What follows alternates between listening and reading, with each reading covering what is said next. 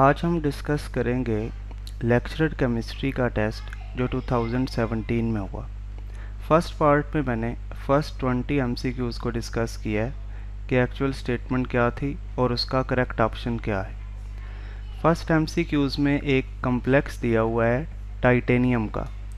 इसमें टाइटेनियम का oxidation state +3 है और ये कम्प्लेक्स आपकी एफएससी पार्ट 2 की बुक के चैप्टर नंबर 6 में गिवन है।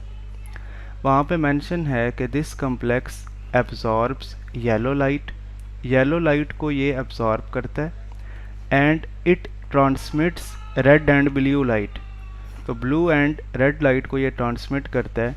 तो यहाँ पे इन्होंने पूछा है कि hexa aqua titanium 3 complex transmits, तो ट्रांसमिशन का पूछा है तो करेक्ट ऑप्शन डी होगा, that is red and blue light.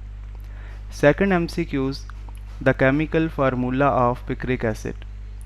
ये एमसीक्यूज़ भी अगर आप देखें तो सेकंड ईयर की केमिस्ट्री में जहाँ पे बेंजीन वाला यानी एरोमेटिक हाइड्रोकार्बन्स का चैप्टर है तो वहाँ पे पिक्रिक एसिड का फार्मूला दिया हुआ। अब पिक्रिक एसिड का स्ट्रक्चरल फार्मूला मैंने ऐड किया है, ये ऑप्शंस में गिवन नहीं है।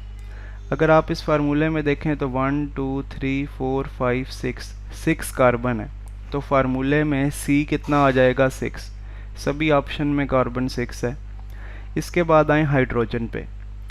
अब 1 2 3 और 4 इन 4 पोजीशंस से तो हाइड्रोजन रिमूव हो गई क्योंकि हमने हाइड्रोजन को रिप्लेस किया किसी दूसरे ग्रुप से। इसका मतलब है कि एक हाइड्रोजन यहाँ पे है, एक हाइड्रोजन यहाँ पे है और एक हाइड्रोजन आपको ऑक्सीजन के साथ नज़र आ रही है, तो टोटल हाइड्रोजन हो गई 3। तो फार्मूला क्या बनेगा C6H3। अब सी ऑप्शन में, डी ऑप्शन में, ए ऑप्शन में, तीनों में हाइड्रोजन कितनी है 3। तीसरी चीज़ है नाइट्रोजन 1 2 एंड 3, ये 3 एटम्स नाइट्रोजन के हैं, तो फार्मूला क्या बनेगा C6H3N3। अब यहाँ पे भी N3 है। तो लास्ट में हम देखते हैं ऑक्सीजन को। 2 ऑक्सीजन के एटम ये हैं, 2 ऑक्सीजन एटम्स ये हैं, 2 ऑक्सीजन ये, तो ये 6 हो गए और एक OH में ऑक्सीजन का एटम है, तो 6 + 1 टोटल ऑक्सीजन के एटम 7। पिक्रिक एसिड का फार्मूला बना C6H3N3O7, तो करेक्ट ऑप्शन इस एमसीक्यूज़ का भी क्या हुआ, डी ऑप्शन हुआ। थर्ड एमसीक्यूज़ है the chemical name of artificial milk. अच्छा, अब आर्टिफिशियल मिल्क के नाम से केमिस्ट्री की किसी बुक में इनमें से कोई केमिकल कंपाउंड नहीं देखा गया, लेकिन फर्स्ट ईयर की केमिस्ट्री का जो चैप्टर नंबर 8 है केमिकल इक्विलिब्रियम, वहाँ पे ये कंपाउंड बिस्मथ ऑक्सीक्लोराइड, इसका जिक्र है। ये एक वाइट सॉलिड कंपाउंड है जो वाटर में हल नहीं होता। अगर आप इसे वाटर में डिज़ोल्व करने की कोशिश करेंगे तो क्योंकि ये हल नहीं होता, क्लियर सॉल्यूशन नहीं बनेगा, एक क्लाउडी सॉल्यूशन अपीयर होगा जो कि मिल्की होता है, जो बेसिकली सस्पेंशन कहलाएगा। तो इसका जो सॉल्यूशन वाटर में है वो मिल्की अपीयरेंस देता है, जिस वजह से आप बिस्मथ ऑक्सीक्लोराइड को आर्टिफिशियल मिल्क कह सकते हैं। फोर्थ एमसीक्यू था कि इन 4 ऑप्शंस में से वो कौन सा अमीनो एसिड है जो बेसिक होता है। अब आपको पता है कि हर अमीनो एसिड में एक COOH यानी कार्बोक्सिलिक ग्रुप होता है और हर अमीनो एसिड में एक अमीनो ग्रुप NH2 होता है। अगर तो इन दोनों का नंबर सेम हो तो अमीनो एसिड न्यूट्रल होता है, जैसा कि ग्लाइसिन और एलानिन, ये दोनों न्यूट्रल अमीनो एसिड्स। लेकिन अगर COOH इसका नंबर ज़्यादा हो तो ऐसे इस अमीनो एसिड को एसिडिक अमीनो एसिड कहते हैं। उसकी एग्जांपल है ग्लूटामिक एसिड। यहाँ जो मैंने स्ट्रक्चर बनाया है, ये मैंने बनाया है लाइसीन का। लाइसीन का स्ट्रक्चर इसलिए बनाया है क्योंकि इसमें अमीनो ग्रुप 2 हैं, मतलब एक एक्स्ट्रा अमीनो ग्रुप है and amino group is basic, तो that's why lysine is basic amino acid. Correct option is B. हमने वो अमीनो एसिड पिक करना था जो इन चारों में से बेसिक है। तो लाइसीन बेसिक होता है, ग्लाइसिन और एलानिन न्यूट्रल हैं, जबकि glutamic acid it is an acidic amino acid. Fifth MCQs देखें, which one of the following has smallest radius. ये चारों ऑप्शन एक ही पीरियड के हैं। पीरियड नंबर 3 में सबसे पहले सोडियम आता है, फिर मैग्नीशियम है, फिर एल्यूमिनियम है, फिर सिलिकॉन। अब जैसे जैसे आप पीरियड में लेफ़्ट टू राइट जाते हैं तो न्यूक्लियर चार्ज इंक्रीज़ कर रहा है, और क्योंकि ये आइंस हैं तो इलेक्ट्रॉन का नंबर भी डिक्रीज़ कर रहा है। तो जिसका न्यूक्लियर चार्ज सबसे ज़्यादा होगा वो वैलेंस शेल के इलेक्ट्रॉन्स को इतना ज़्यादा अट्रैक्ट करेगा और उसका साइज़ सबसे कम होगा। तो यहाँ पे सिलिकॉन +4 इस आयन का साइज़ सबसे कम होगा, ये ग्रुप नंबर 4 में आता है। इसके बाद आप देखें sixth MCQs. Sixth MCQs, the order of reactivity of alkenes with hydrogen halides is. हमने हाइड्रोजन हैलाइड जो कि HF, HBr, HI, HCl इन्हें कहते हैं, उसका अल्कीन के साथ जब रिएक्शन हो तो बताना है कौन ज़्यादा स्पीड से रिएक्ट करेगा और कौन स्लो रिएक्ट करेगा। ये बताने के लिए हमें देखना होगा कि हाइड्रोजन हैलाइड्स में जो हाइड्रोजन और हैलोजन के दरमियान बॉन्ड है वो किस में सबसे ज़्यादा वीक है। जिसका बॉन्ड सबसे वीक होगा वो उतना ज़्यादा स्पीड के साथ रिएक्ट करेगा। तो इनकी तरतीब ये है कि जो आयोडाइड आयन है इसके साथ हाइड्रोजन का बॉन्ड सबसे वीक होता है, फिर ब्रोमीन आता है और फिर क्लोरीन आता है, और सबसे स्ट्रॉन्ग है HF। तो अगर आप यहाँ पे ऑप्शन देखें तो इधर HI, HBr के बाद HF आ गया, लेकिन HF से पहले यहाँ पे HCl आना चाहिए था। अगर हम बी ऑप्शन देखें तो इसका सीक्वेंस बिल्कुल ठीक है। हाइड्रोजन आयोडाइड ये सबसे ज़्यादा रिएक्टिव होगा क्योंकि HI का बॉन्ड वीक है, HBr उससे कम रिएक्टिव होगा, HCl उससे कम रिएक्टिव होगा, और अगर यहाँ पे मज़ीद होता तो HF होना था। तो बी ऑप्शन इस MCQ का करेक्ट है। फिर आप आए नंबर 7 पे। What is the percentage of nitrogen in ammonium nitrate? बिल्कुल सिंपल MCQ है। फर्स्ट ईयर के चैप्टर नंबर 1 में परसेंटेज निकालने का तरीका दिया हुआ है। आप इस कंपाउंड का मॉलिक्यूलर मास कैलकुलेट करें। आप इन सारों के मैसेस को जब ऐड करेंगे तो आंसर आएगा 80। अमोनियम नाइट्रेट का मास होता है जी 80। अब आप क्या करें कि देखें नाइट्रोजन का मास कितना है। इस नाइट्रोजन का 14, इस नाइट्रोजन का 14, 14 + 14 ये हो जाएगा 28। 28 है नाइट्रोजन का मास, उसको टोटल मास जो कि 80 है उस पर डिवाइड करें और मल्टीप्लाई करें 100 से। आप देखेंगे कि आंसर आएगा 35%। सो correct option is A for this MCQ। इसके बाद आ जाएं क्वेश्चन नंबर 8 पे। Which of the following has maximum vapour pressure. सबसे ज़्यादा वेपर प्रेशर इनमें से उस कंपाउंड का होगा जिसकी इंटरमॉलिक्यूलर फोर्सेस सबसे ज़्यादा वीक हैं। तो अगर आप इन चारों का एनालिसिस करें तो जो HF है इसमें तो होती है हाइड्रोजन बॉन्डिंग, और हाइड्रोजन बॉन्डिंग काफ़ी स्ट्रॉन्ग है, तो HF का वेपर प्रेशर तो मिनिमम होगा। यहाँ पे इन्होंने पूछा है मैक्सिमम। अगर आप इन तीनों का कंपैरिजन करें तो आयोडीन का साइज़ सबसे ज़्यादा है, ब्रोमीन का उससे कम, और क्लोरीन का उससे कम। हाइड्रोजन का साइज़ तो बहुत स्मॉल है, तो यहाँ पे डिसाइड करेगा इन हैलोजेंस का साइज़। अब हैलोजन का साइज़ रिलेटेड होता है लंदन डिस्पर्शन फोर्सेस के साथ। आयोडीन का साइज़ क्योंकि सबसे ज़्यादा है तो हाइड्रोजन आयोडाइड के मॉलिक्यूल्स के दरमियान लंदन डिस्पर्शन फोर्सेस स्ट्रॉन्ग होंगी किसके मुकाबले में, HBr के मुकाबले, और HBr में लंदन डिस्पर्शन फोर्सेस स्ट्रॉन्ग होंगी किसके कंपैरिजन में, HCl के कंपैरिजन। तो इन तीनों को अगर कंपेयर करें तो सबसे वीक फोर्सेस हैं HCl में। तो जब HCl में वीक फोर्सेस हैं इसका वेपर प्रेशर होगा maximum. So our correct option is A. Now proceed to MCQ number 9. Which one of the following is not able to denature ethanol? अब आपने अल्कोहल, फिनोल्स एंड ईथर वाला chapter पढ़ा जो chapter number 11 है second year की chemistry का। आप देख रहे हैं कि 2017 का जो पेपर हुआ था इसमें मैक्सिमम MCQs FSC में से पूछे गए थे। वहाँ पे एक छोटा सा टॉपिक है डीनेचरेशन ऑफ एथेनॉल। मेथानॉल भी वहाँ पे गिवन है, एसीटोन भी गिवन है, पिरिडीन भी गिवन है। बताया हुआ है उन्होंने कि इन तीनों से आप डीनेचर कर सकते हैं एथेनॉल को। तो बाकी एक ही बचा है लैक्टिक एसिड, ये एथेनॉल को डीनेचर करने के लिए यूज़ नहीं होता। तो correct option is lactic acid. इसके बाद आप आ जाएँ क्वेश्चन नंबर 10 पे। क्वेश्चन नंबर 10 इलेक्ट्रोकेमिस्ट्री से है और कोई इतना एडवांस्ड क्वेश्चन नहीं है।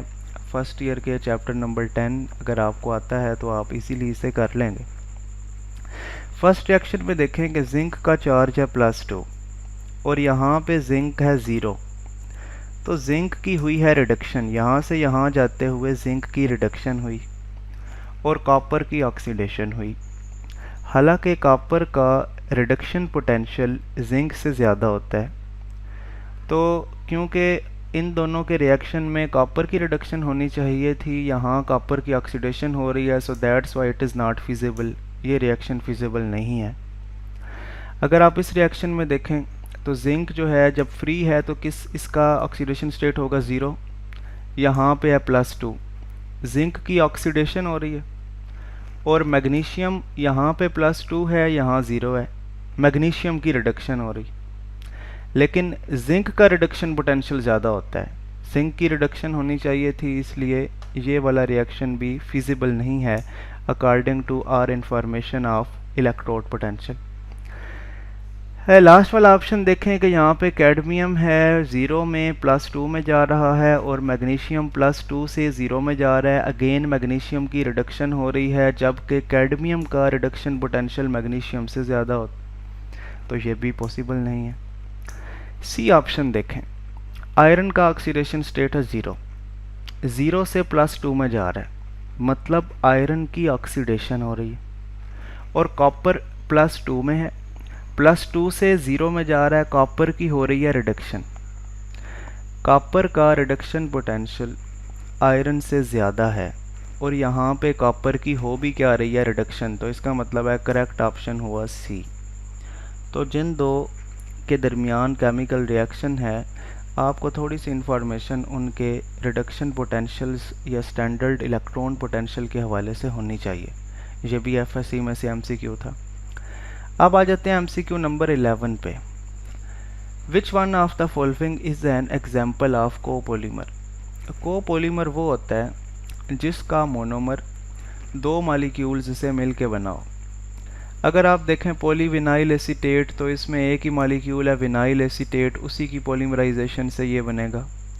यहाँ पे स्टाइरीन, जिसे विनाइल बेंजीन भी कहते हैं, उसकी पॉलीमराइजेशन से बनेगा, और इसमें विनाइल क्लोराइड। इन तीनों में एक एक मोनोमर है और एक एक मॉलिक्यूल की वजह से इन तीनों पॉलीमर्स को कहेंगे होमोपॉलीमर। लेकिन जो पॉलीअमाइड है, इसके अंदर हमारे पास 2 मॉलिक्यूल पार्टिसिपेट करते हैं, that's why it is called copolymer. So correct option is polyamide. ये आपको एफएससी के चैप्टर नंबर 14 में मिल जाएगा, पार्ट 2 की केमिस्ट्री में। इंतहाई सिंपल एमसीक्यू क्वेश्चन नंबर 12 भी, how many moles of sodium chloride are present in 0.1 gram of sodium. Mass given है, सोडियम का मोलर मैस होता है 23। आप इस गिवन मैस को 23 पर डिवाइड करें, आंसर आ जाएगा 4.3 इंटू 10⁻⁻3। इसमें कोई मज़ीद डिस्कशन की ज़रूरत नहीं है। इसके बाद देखें कि उन्होंने कहा which one of the following pairs has the same electronic configuration as possessed by neon. अब नियॉन एक नोबल गैस है, इसका एटॉमिक नंबर होता है 10, तो नियॉन के इलेक्ट्रॉन्स की तादाद क्या होगी, 10। आपने इनमें से वो पेयर बताना है जो आइसो इलेक्ट्रॉनिक है, यानी सेम इलेक्ट्रॉनिक कन्फिग्रेशन रखता है, मतलब वो पेयर सिलेक्ट करें जिसमें 10 इलेक्ट्रॉन्स। जो करेक्ट ऑप्शन है, जस्ट मैं उस पर आता हूँ कि सोडियम का एटॉमिक नंबर है 11, +1 चार्ज का मतलब कि एक इलेक्ट्रॉन निकल चुका है। जब 11 में से एक इलेक्ट्रॉन निकल गया तो सोडियम आयन में बाकी इलेक्ट्रॉन कितने होंगे, 10। फ्लोरीन का एटॉमिक नंबर 9 है, फ्लोरीन में 9 इलेक्ट्रॉन होते हैं, लेकिन चार्ज क्या नज़र आ रहा है आपको, -1। तो फ्लोरीन में जब एक इलेक्ट्रॉन ऐड होगा तो फ्लोराइड आयन के अंदर इलेक्ट्रॉन्स कितने हो जाएंगे, 10। तो सोडियम आयन में भी 10 इलेक्ट्रॉन्स हैं, फ्लोराइड आयन्स में भी 10 इलेक्ट्रॉन हैं, और नियॉन में भी 10 होते हैं, तो करेक्ट ऑप्शन होगा डी।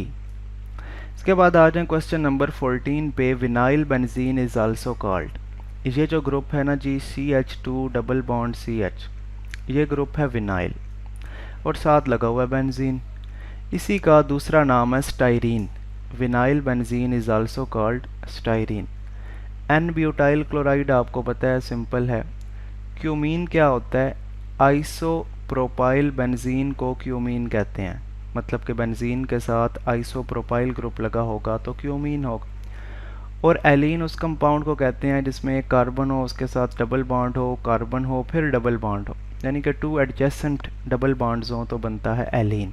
तो correct option vinyl benzene is also called styrene. MCQ number 15 पे आए। Nitration of toluene takes place at, ये स्ट्रक्चर कुछ इस तरह से है कि एक आर्थो पोजीशन पे, उसके बाद फिर पैरा पोजीशन पे, इधर दूसरी आर्थो पोजीशन पे, और ये 3 जगह पे क्या लगा हुआ है? Nitro group. ये भी आर्थो पोजीशन है, ये भी आर्थो पोजीशन है, और ये पैरा पोजीशन। ये दो हैं मेटा पोजीशन। और अगर CH3 ऊपर लगा हो तो इस कंपाउंड का क्या नाम होगा? टॉलिन। अब जो टॉलिन के ऊपर मिथाइल ग्रुप लगा हुआ है, it is ortho and para directing. ये आपको चैप्टर नंबर 9 सेकेंड ईयर की केमिस्ट्री का उसमें मिलेगा कि अगर आप टॉलिन की नाइट्रेशन करेंगे तो नाइट्रो ग्रुप या तो आएगा आर्थो पोजीशंस पे और या पे आएगा पैरा पोजीशन पे। तो ए ऑप्शन है आर्थो पोजीशन, बी ऑप्शन है पैरा पोजीशन, सी ऑप्शन है बोथ ए एंड बी। तो करेक्ट ऑप्शन होगा both A and B. Question number 16, the derivatives of cyclopentanoperhydrophenanthrene are called. देखें, ये 1 2 3, इन 3 rings के साथ अगर तो एरोमेटिक कंपाउंड हो उसे कहते हैं फेनेंथ्रीन। ठीक हो गया। अब यहाँ पे आपको रिंग तो नज़र नहीं आ रहा अंदर, इसका मतलब है कि कोई डबल बॉन्ड नहीं है, एरोमेटिसिटी नहीं है, हर कार्बन के साथ हाइड्रोजन लगी हुई है एक्स्ट्रा। जो फेनेंथ्रीन में हाइड्रोजन नहीं होती, फेनेंथ्रीन में अगर एक कार्बन के साथ एक हाइड्रोजन होती है तो यहाँ एक कार्बन के साथ 2 हाइड्रोजन होंगी। तो फिर ऐसा फेनेंथ्रीन जिसके साथ एक्स्ट्रा हाइड्रोजन है उसका नाम क्या बन जाएगा? पर हाइड्रोफेनेंथ्रीन। और इस फेनेंथ्रीन के साथ एक एक्स्ट्रा साइक्लिक रिंग है जिसमें कार्बन कितने हैं? 1 2 3 4 5, ये पेंटेन बना, तो इसलिए इसका नाम क्या हो गया? साइक्लोपेंटेनो पर हाइड्रोफेनेंथ्रीन। अब ये बेसिक जो स्ट्रक्चर है ये जिन कंपाउंड्स में होता है उन्हें हम बोलते हैं स्टीरॉइड्स, और ये भी सेकंड ईयर की केमिस्ट्री के चैप्टर नंबर 14 में गिवन है। तो सी ऑप्शन करेक्ट है, आपको एफएससी की केमिस्ट्री में ये भी मिल जाएगा। क्वेश्चन नंबर 17, बेकिलाइट एक पॉलीमर है, it is obtained from phenol bye reacting it with. अब ये जो कंपाउंड है ये चैप्टर नंबर 12 के अंदर गिवन है। वहाँ पे एल्डिहाइड्स के रिएक्शन में अगर आप फॉर्मेल्डिहाइड का रिएक्शन करवाएं किसके साथ? फिनोल के साथ, तो जो पॉलीमर बनता है उसे कहते हैं bakelite. So correct option is formaldehyde. Question number 18, the atomicity of one molecule of haemoglobin is. Atomicity होता है कि किसी एक मॉलिक्यूल में एटम्स कितने हैं। फर्स्ट ईयर की केमिस्ट्री के चैप्टर नंबर 1 में ही दिया हुआ है कि हीमोग्लोबिन के एक मॉलिक्यूल में 10,000 एटम्स होते हैं। तो करेक्ट ऑप्शन क्या होगा? ए।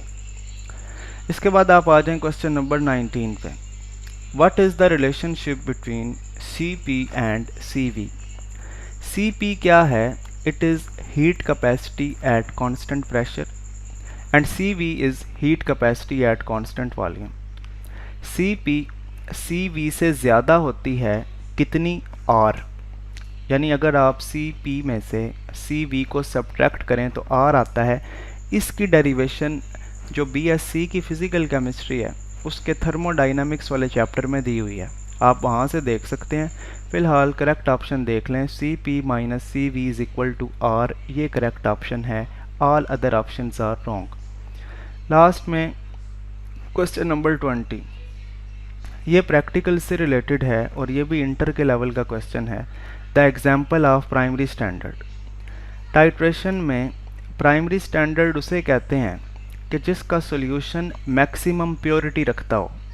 इसका क्या मतलब है? इसका मतलब ये है कि अगर आप सोडियम हाइड्रोक्साइड, पोटेशियम हाइड्रोक्साइड या H2SO4 का सोल्यूशन लें और आप कहें कि आपके पास सोल्यूशन का वेट है 10 ग्राम, तो 10 ग्राम में से 10 ग्राम सारा पोटेशियम हाइड्रोक्साइड नहीं होगा बल्कि काफ़ी सारा वाटर होगा। तो कुछ मैस सॉल्वेंट का होगा और कुछ मैस सोल्यूट का होगा। फॉर एग्जांपल अगर 10 में से 6 ग्राम एक्चुअल पोटेशियम हाइड्रोक्साइड है तो आप कहेंगे कि पोटेशियम हाइड्रोक्साइड की जो प्योरिटी है वो 60%। लेकिन अगर कोई ऐसा सब्सटेंस हो जिसकी प्योरिटी 90% या उससे भी ज़्यादा हो, मतलब अगर आप बेंजोइक एसिड का 10 ग्राम लें तो इसका मतलब होगा कि तकरीबन 9 ग्राम से ज़्यादा वाकई बेंजोइक एसिड है। तो वो सब्सटेंसेस जो मैक्सिमम प्योरिटी रखते हों, जिनमें सॉल्वेंट आपको मिनिमम ऐड करना पड़े, सॉल्वेंट का इफ़ेक्ट ज़्यादा ना हो, उसे प्राइमरी स्टैंडर्ड कहते हैं। और इन ऑप्शंस में जो करेक्ट है वो है benzoic acid, because benzoic acid is a primary standard. इसके अलावा बाकी जितने भी कंपाउंड्स दिए हुए हैं इनका वाटर में सोल्यूशन ही यूज़ होता है। उस सोल्यूशन की कंसंट्रेशन अलग से बताई जाती है कि अगर आप 1 क्यूबिक डेसीमीटर ले रहे हैं तो कितने मोल्स पोटेशियम हाइड्रोक्साइड के होंगे।